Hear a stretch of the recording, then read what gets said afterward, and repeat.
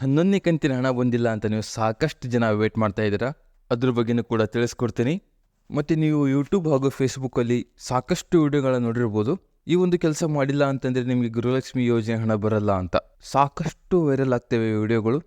ನಿಜವಾಗ್ಲೂ ಈ ಒಂದು ಕೆಲಸ ಮಾಡಿದರೆ ಮಾತ್ರ ಗೃಹಲಕ್ಷ್ಮಿ ಯೋಜನೆ ಹಣ ಬರುತ್ತಾ ಅಥವಾ ಬರಲ್ವಾ ಅಂತ ಈ ಒಂದು ವಿಡಿಯೋದಲ್ಲಿ ನಾನು ನಿಮಗೆ ಕಂಪ್ಲೀಟಾಗಿ ಕ್ಲಾರಿಟಿನ ಕೊಡ್ತೀನಿ. ನೀವೇನು ಮಾಡಬೇಕಂತಂದರೆ ವಿಡಿಯೋನ ಎಲ್ಲೂ ಕೂಡ ಸ್ಕಿಪ್ ಮಾಡದೆ ಆಗಿ ಕೊನೆಯವರೆಗೂ ನೋಡಿ. ಅದಕ್ಕಿಂತ ಮುಂಚೆ ಇನ್ನು ಯಾರು ನಮ್ಮ ಚಾನಲ್ ಸಬ್ಸ್ಕ್ರೈಬ್ ಮಾಡ್ಕೊಂಡಿಲ್ಲೋ ದಯವಿಟ್ಟು ಕೂಡ ಸಬ್ಸ್ಕ್ರೈಬ್ ಮಾಡ್ಕೊಳ್ಳಿ. ಕೆಳಗಡೆ ಕಾಣ್ತಿರೋ ಸಬ್ಸ್ಕ್ರೈಬ್ ಬಟನ್ ಮೇಲೆ ಕ್ಲಿಕ್ ಮಾಡಿ. ಹಾಗೆ ಎಲ್ಲರೂ ಕೂಡ ಒಂದು ವಿಡಿಯೋಗೆ ಲೈಕ್ ಕೊಡಿ. ಯಾಕೆಂದರೆ ನೀವು ಕೂಡ ಪ್ರತಿಯೊಂದು ಲೈಕು ಹಾಗೂ ಪ್ರತಿಯೊಂದು ಸಬ್ಸ್ಕ್ರೈಬಿಂದ ನಮಗೆ ಇದೇ ರೀತಿಯಾಗಿ ಕಂಟಿನ್ಯೂಸ್ ಆಗಿ ವಿಡಿಯೋನ ಮಾಡಿ ನಿಮಗೊಂದು ಇನ್ಫಾರ್ಮೇಷನ್ನ ತಿಳಿಸ್ಬೋದಾಗಿರುತ್ತೆ. ಇಲ್ಲಿ ನೀವು ನೋಡ್ತಿರ್ಬೋದು ಸಾಕಷ್ಟು ಜನ ಗೃಹಲಕ್ಷ್ಮಿ ಯೋಜನೆ 11ನೇ ಕಂತಿನ ಹಣಕ್ಕೋಸ್ಕರ ವೇಟ್ ಮಾಡ್ತಾ ಇದ್ದಾರೆ.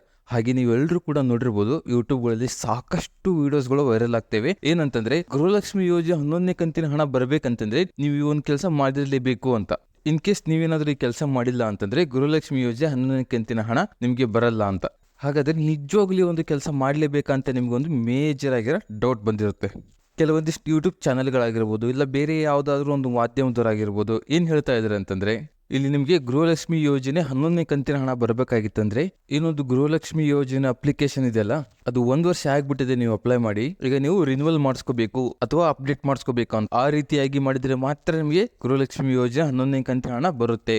ಇಲ್ಲ ಅಂದ್ರೆ ಯಾವುದೇ ಕಾರಣಕ್ಕೂ ಕೂಡ ನಿಮಗೆ ಗೃಹಲಕ್ಷ್ಮಿ ಯೋಜನೆ 11 ಕಂತಿನ ಹಣ ಬರಬೇಕಾಗಿತ್ತಲ್ಲ ಅದು ಬರಲ್ಲ ಅಂತ ಸಾಕಷ್ಟು ವಿಡಿಯೋಗಳಲ್ಲಿ ನೀವು ನೋಡಿರ್ತೀರ.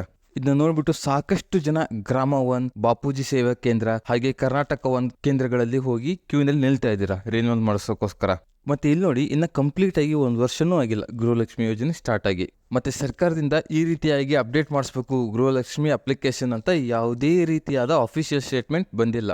CM ಸಿದ್ದರಾಮಯ್ಯರಾಗಿರ್ಬೋದು ಅಥವಾ ಕಾಂಗ್ರೆಸ್ ಸರ್ಕಾರದ ಯಾರೇ ಒಬ್ರು ಕೂಡ ಈ ಒಂದು ಬಗ್ಗೆ ಅಫಿಷಿಯಲ್ ಆಗಿ ಸ್ಟೇಟ್ಮೆಂಟ್ ಕೊಟ್ಟಿಲ್ಲ.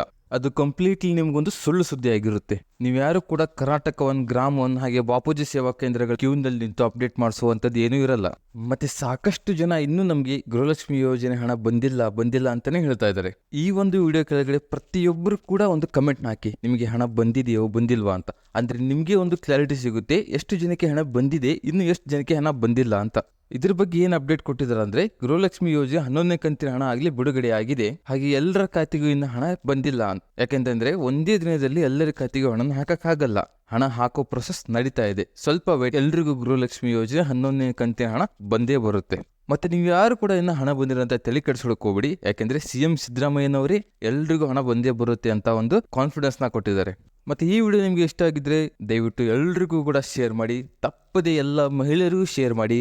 ಹಾಗೆ ಈ ವಿಡಿಯೋಗೆ ಲೈಕ್ ಕೊಡೋದನ್ನು ಮಾತ್ರ ಮರಿಬೇಡಿ.